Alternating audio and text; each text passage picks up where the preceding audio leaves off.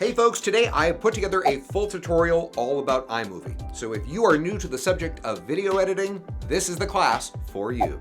iMovie 2020, coming up next on Tech Talk America.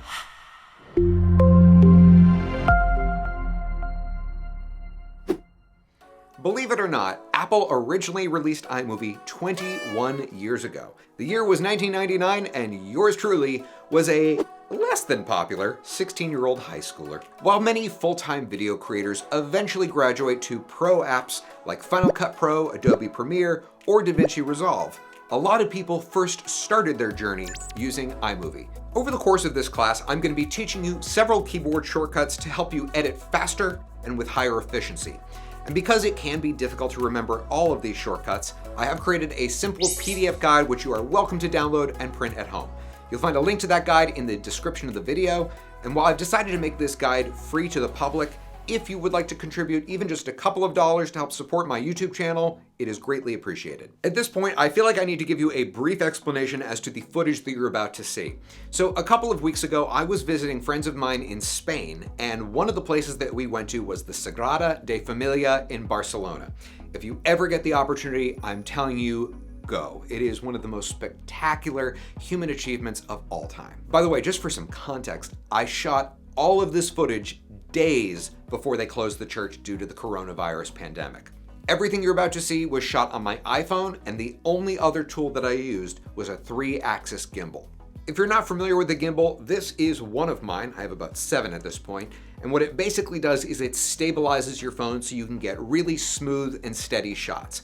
Now, the prices of these gimbals is all over the place. You can get them for as little as $60, and they go up to several $100s. I'll link a couple of my favorites down below in the video description. I want to show you about 15 seconds of the final video. If you want to see the whole thing, I will be happy to post it at the very end. Let's take a look.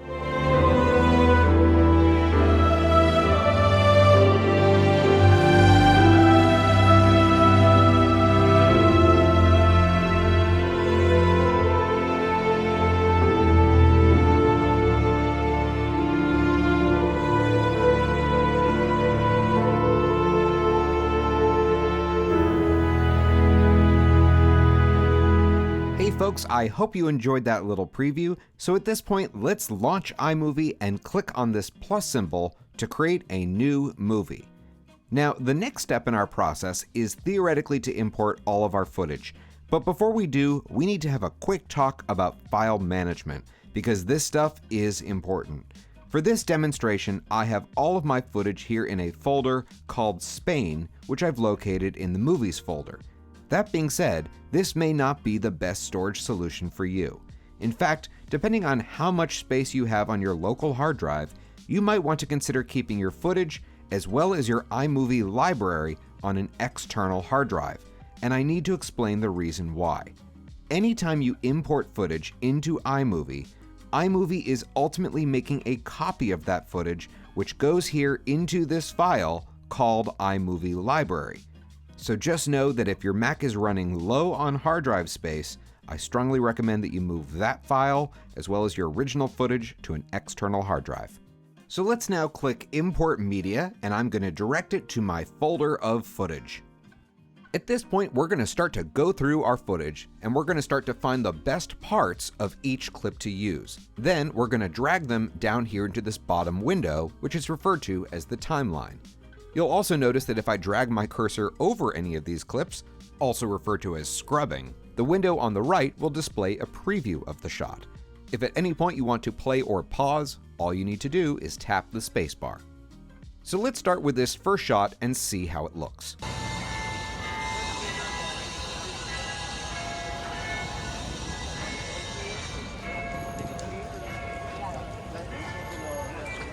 We are now going to set what are referred to as the in points and out points. This just tells iMovie which portion of the clip we want to use. So let's say I want this shot to start here and then end here.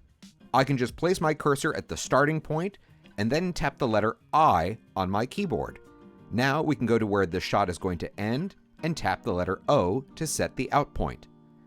The next step is to bring this portion of the clip into our timeline, which you can accomplish by either dragging it and dropping it there, or you can use the E key, which will send the clip to the very end of the project. So now, let's repeat those same steps with this next shot. I'll start by playing it for you as is.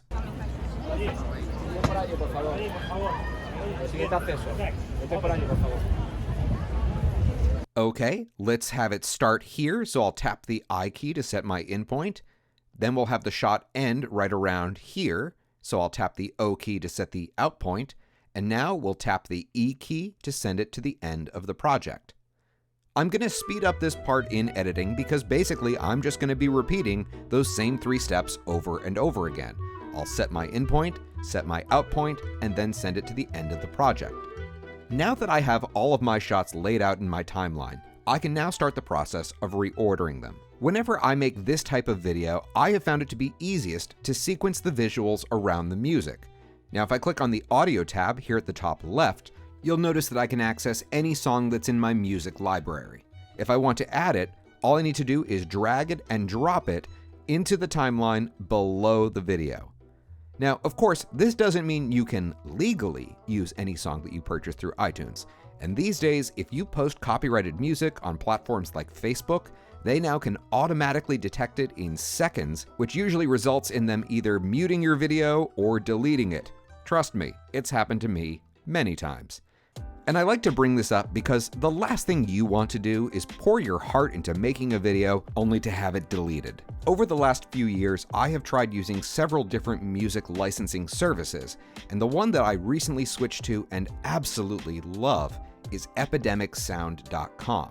If you want to try it and see if you like it, I have a link with a free 30-day trial down below in the video description. The song that I selected to pair with this video was composed by Kikaru. I licensed this song through Epidemic Sound, and because that file is outside of my iTunes library, I'm just going to download it from epidemicsound.com and then bring it from my downloads folder here into my timeline. If you need to make adjustments to the timing of your shots, for example, if you need your shot to start earlier or end later, you can just place your cursor at the edge of the clip and then drag it to the right or left. This is also good to know about when setting your in and out points, since they don't need to be 100% precise. Because we are not going to be using the audio from any of these clips, I am now going to select all of them, and I'm going to use the shortcut Command-Shift-M to mute everything except the soundtrack. As I mentioned a moment ago, whenever I create montage videos like this one, I really like to make the shots sync with the music. So what I'm going to do is use this as an opportunity to teach you another shortcut, which is the letter M, which stands for mark. What I'm going to do is now select the soundtrack, and I'm going to play the entire song. And don't worry, I'll speed this part up in editing. While it's playing, I'm just going to tap the M key on my keyboard. What this will do is place a visual marker on the track itself. That way, when I go to rearrange my clips, I can use those marks as a general guide so that the shots sync to the music. Once again, I'm going to speed up this part in editing as I now rearrange the clips to determine the order in which they will appear.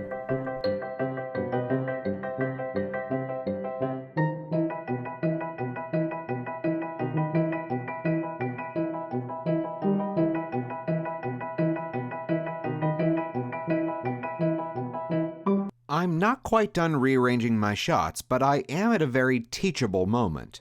Here I have a shot that I want to split into 2 separate clips. To create a cut, we can use the blade tool. Just place your playhead where you want to create the cut, and then press Command and the letter B, as in blade, on your keyboard. All right, let's keep rearranging until we find the next moment.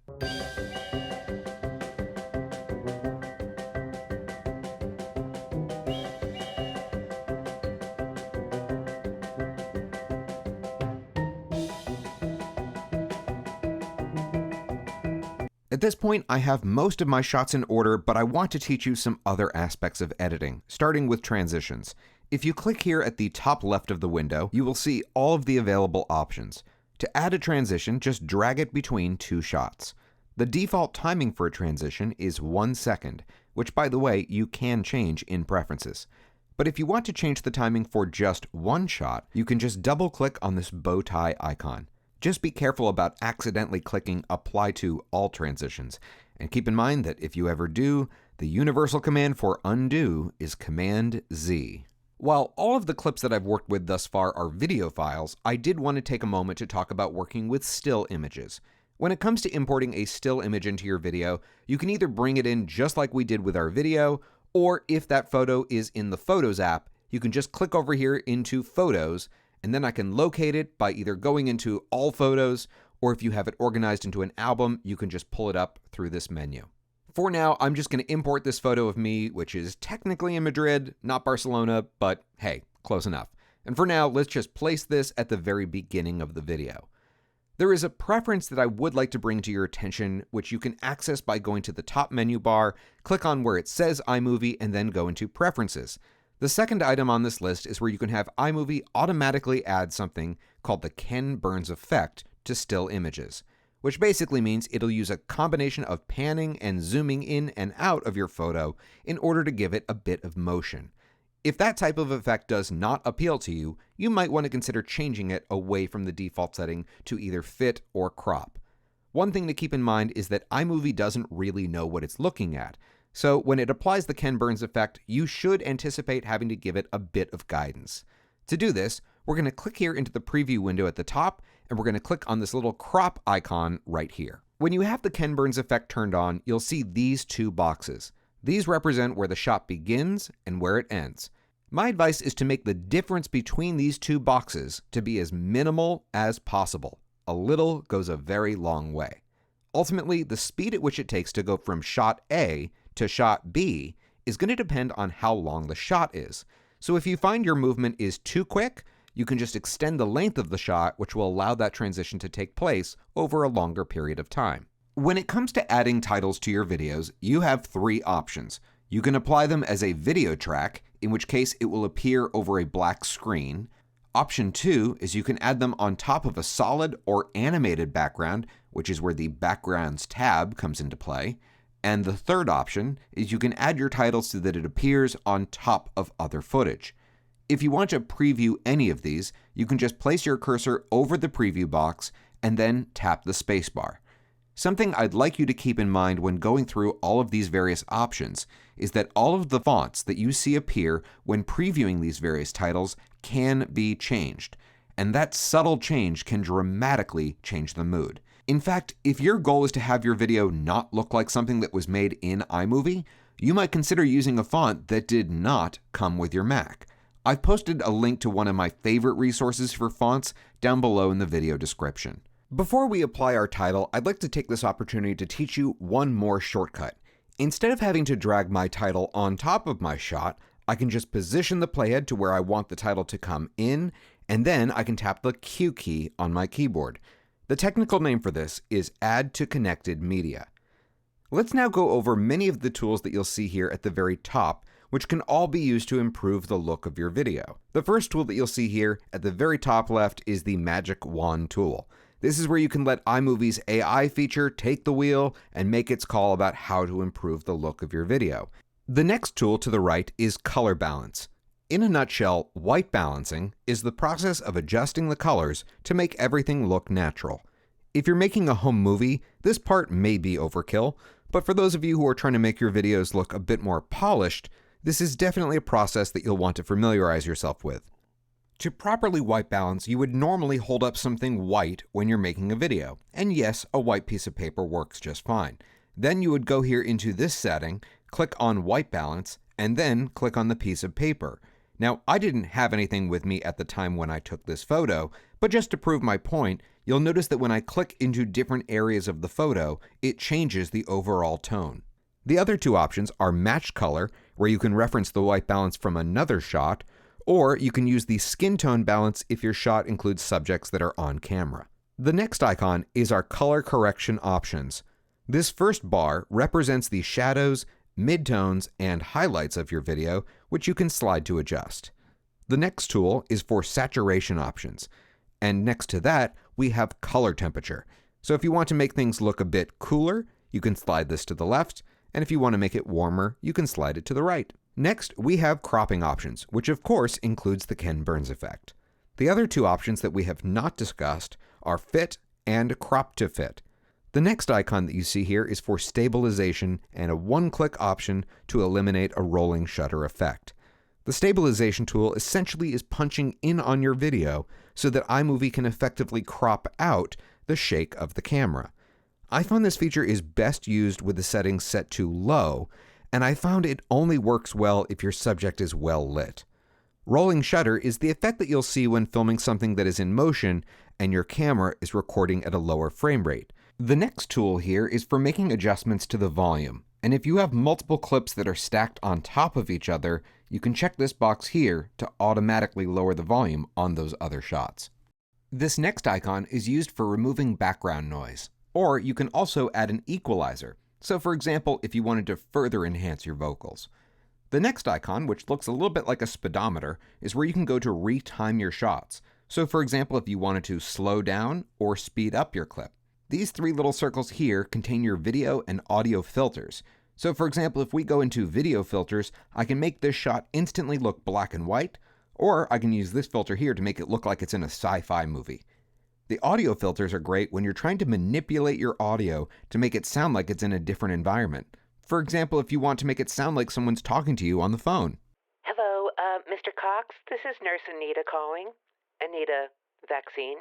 Your test results came back, and well, I am very happy to report that you tested negative for COVID-19. Unfortunately, you did test positive for vampire. So stay inside and be safe. Bye-bye. And finally, here at the top right, we have our inspector, which just gives us some basic information about the clip that is currently selected. To add a voiceover, just click on the microphone icon here at the bottom left of this window.